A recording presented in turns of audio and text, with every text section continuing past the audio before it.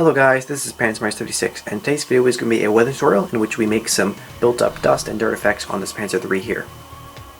Now the techniques in this video are the same ones that I used on the Winter Panzer III, which I recently finished up and did a little mini series on, all about doing like winter weathering effects, like a whitewash and snow effects. But I never did show how I did the dust and dirt and mud effects on the Panzer III, because that was like my first experience with the Wilder products I show here, and I wasn't too confident with what I was doing with them. But now that I know what I'm doing, I have done it again on this Panzer III here, and I've filmed it, and I'm showing you now how to use these products to make those effects.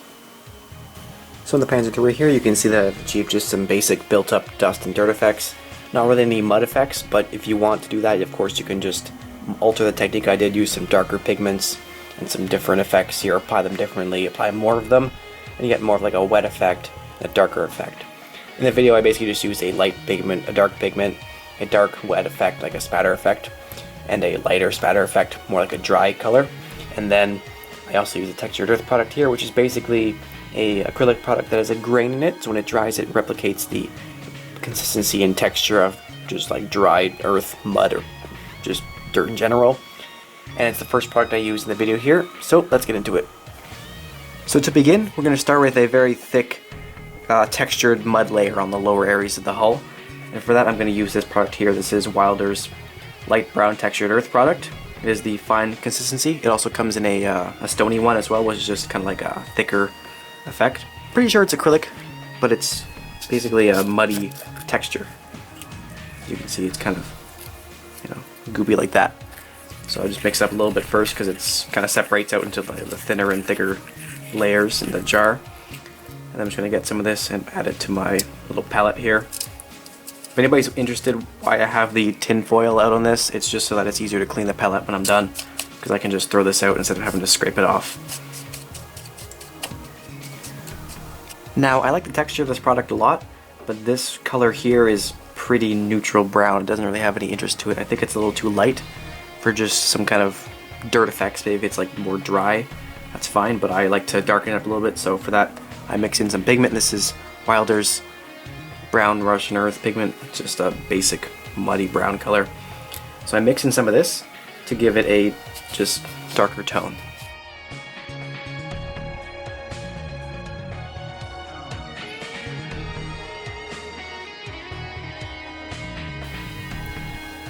So as you can see, the textured earth has taken on a darker color after I mix in the other pigment there. It's just really just adding a different pigment to the textured earth, which is already just a pigment with some kind of like grains in it as well.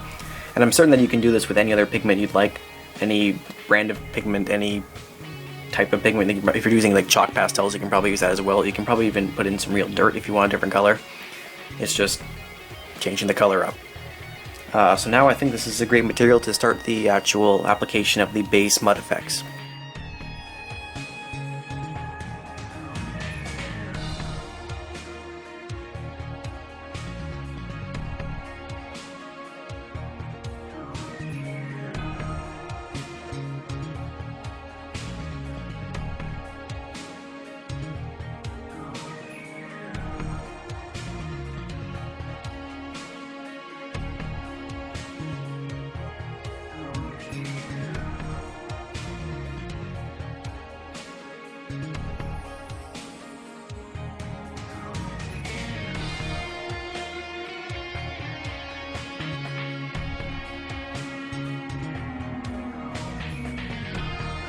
Now that the textured earth is mostly dry, I'm going to be applying just another coat of that brown Russian earth pigment I used to darken up the textured earth.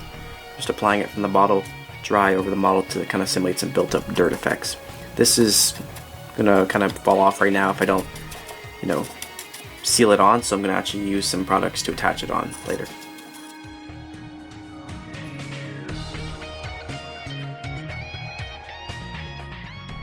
So now that the textured earth effect has dried, you can see that when I brushed on the pigments when the textured earth was mostly dry, those pigments kind of clung to the thicker areas of the textured earth effect. And since those pigments, the dry pigments I brushed on, were a darker color because it was just the Russian earth color without the actual lightening effect that the textured earth brought when I mixed the pigment with it. This way it's a little bit darker, so it kind of has the effect of maybe wet or just some darker earth that's kind of built up in the lower areas, as opposed to the kind of like drier effects, where the rest of the textured earth is kind of built up. So I think this actually looks pretty good. Now we're going to do some speckling effects. For the first layer of speckling effect, I'm going to be using this product here. This is the brown mud spatter speckling effect from Wilder. And I'm just taking it straight from the jar, mix it up a little bit, and I put it in my palette here. And then I'm just kind of getting my brush in it. It needs to be a reasonably stiff brush with reasonably long bristles. You can't really do it with something really small. Like this guy I was using before is kind of just too small. This is a little better. It's kind of stiff because it's been used for a while, and I can actually get some nice, you know, kind of like spatter effects. Now you have to be very careful with this effect so you don't spray mud all over the place. Good thing to do is just kind of be careful with it. Use a little on the brush at once. I'm just going to use my finger, or like you can use a toothpick if you want as well. I'm just kind of flicking it onto the tank.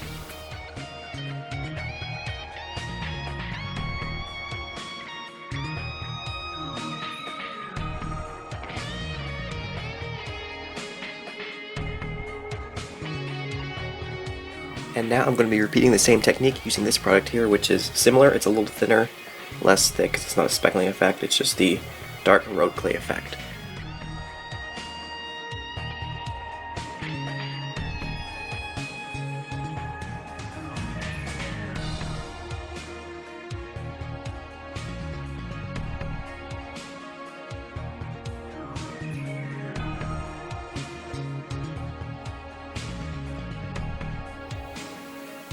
Now we're going to move on to weathering the tracks. To do this, I'm going to use the same brown Russian earth pigment as I did before, which is just kind of like the dirt color.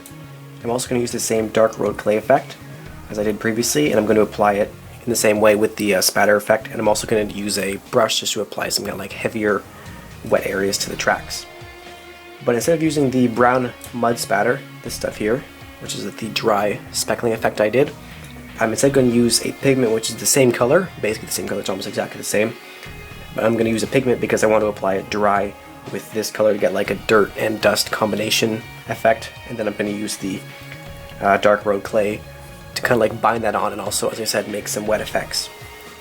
As you can see right now, the tracks are just basically painted black and dry brush with some light white oil paint. Nothing too special right now because this is going to be mostly covered up with some dirt and mud effects.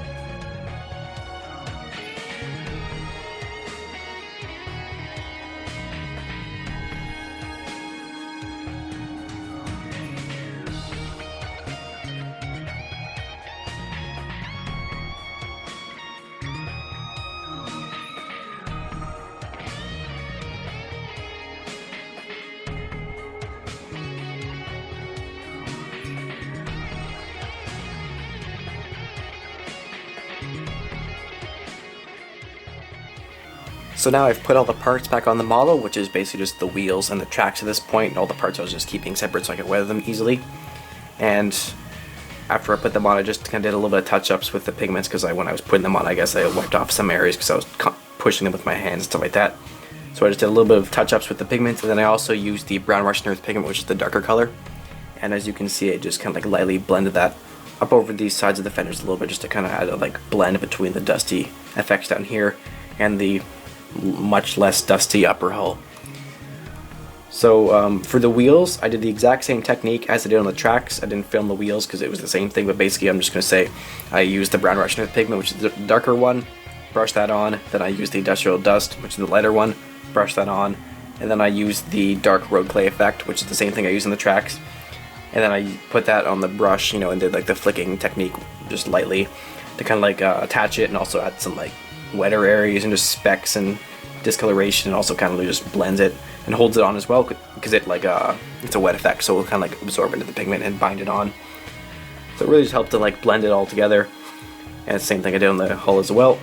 So overall, as you can see, it looks dusty and dirty, but not exactly muddy, which is kind of what I was going for with this vehicle. It's like Battle of France, so early war Battle of France, so it wasn't too much like mud and stuff like that. It was mainly, if you look at photos of the vehicles, they're pretty dusty, but not too beaten up overall. That's why it's not chipping or anything on the vehicle. Though of course the actual like amount of dirt I have built up in there is a little bit more than I wanted originally. I was aiming for a little less than this when I first started it out, but I am very pleased with the colors and how it looks. I just wish there was like less mass of dirt in there, but that'll be a learning experience, and next time I know that I can apply a little less of it and it will still look great. And now I have the colors and everything set out for when I do this next time, so I'm very happy with it. Overall, this tank was a great learning experience.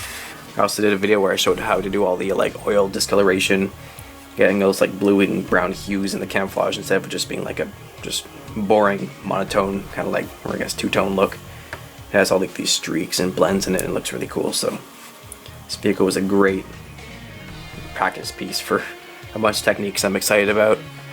As you can see there on the front, I got a little bit of dust and a little bit of like wetness, just spatter. Looks like dusty, but not too piled on with mud or anything like that, like you'd see on the Russian front. This side is basically the same as the other side. As you can see, the wheels, I have some areas that are like darker, some areas that are lighter. Some wheels like this one there is basically all just dust, and that one's got more dirt on it. So you can see different areas of the drive sprocket are more dusty than others, which are kind of like darker and like a little wet in there a little bit. Just I get the wet effect there by actually applying, kind of like I did on the tracks, the dark road clay effect by brush, just actually painting on little areas where it'll kind of soak in and darken it up a little bit. And in the hull there you can see this kind of like built up dirt. I think that's great. That's exactly what I was aiming for. And the rear of the tank here, a little more built up, the effects I achieved there, but that's okay. It's the rear. That's where all that stuff gets kicked up anyway. So looks good. Very happy with it overall. So I hope this video was helpful for you guys. That's why I made it in the first place, just to give you guys some inspiration of what you can do. This technique was pretty easy to do overall. Basic techniques and minimal product use. I guess I'm going to use the dark pigment, the light pigment, textured earth, dark spatter effect, and light spatter effect. So of course you can use your own products in there. You can use whatever colors you'd like. You can basically just do anything. You don't have to do exactly what I did in the video. I just make these videos to show you what you can do with the products that I use, and to give you some inspiration for what techniques you could try yourself. So I hope you guys had fun watching, and I definitely had lots of fun doing this technique, and just overall happy with the results, and I hope you guys are too. So as always, thanks for watching guys. This is Spatter36, and I will see you in the next video. See ya.